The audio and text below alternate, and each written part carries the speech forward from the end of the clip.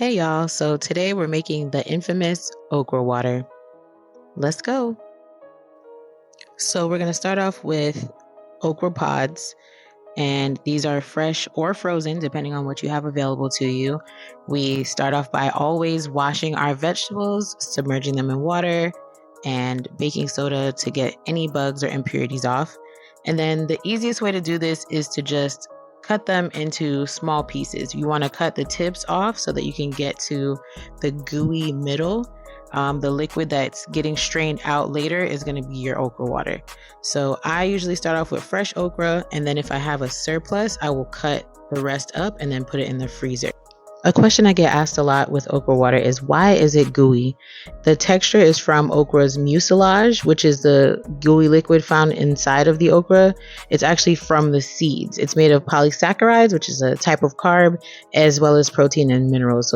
So this is where you get your vitamins and your nutrients from, and it's also the part that helps you to get wetter and improves your circulation.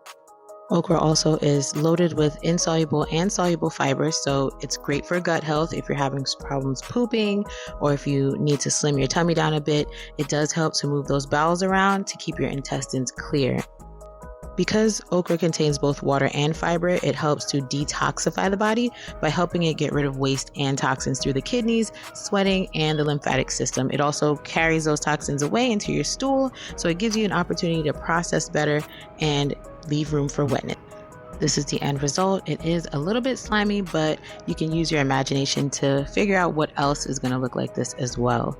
So the texture is a bit, like I said, gooey, so you can cut it with pineapples, watermelon, lemons, limes.